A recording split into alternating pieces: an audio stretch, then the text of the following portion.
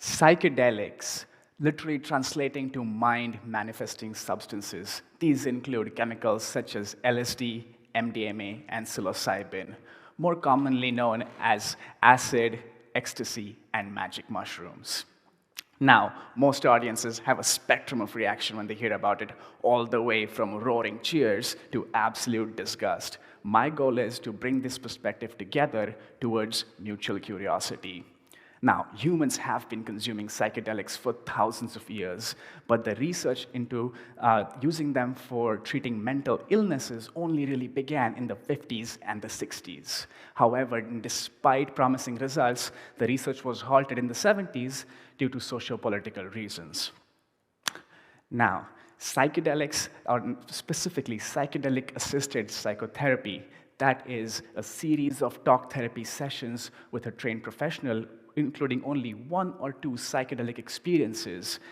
Patients undergoing such treatment have experienced significant and unprecedented relief from illnesses such as anxiety, depression, PTSD, and substance addictions.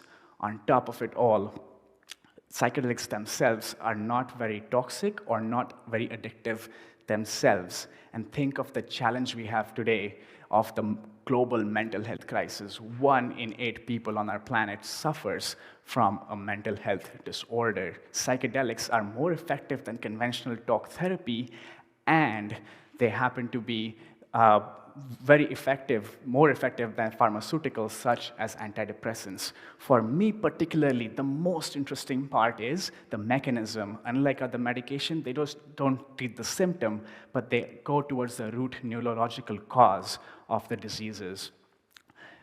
One hypothesis is that psychedelics work on the default mode network. That's a network in our brain that connects different parts. It's usually active when we're thinking or introspective or imagining. Patients undergoing psychedelic treatment, we've seen that they also have a lot of activation in this part. So what we think psychedelics do is they connect different parts of the brain that were not talking to each other before for a small period of time, they start to communicate. And through that experience, the patient seems to have a healing experience.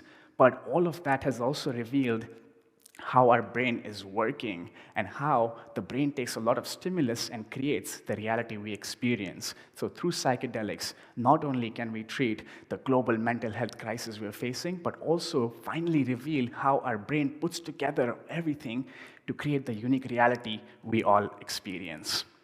Thank you.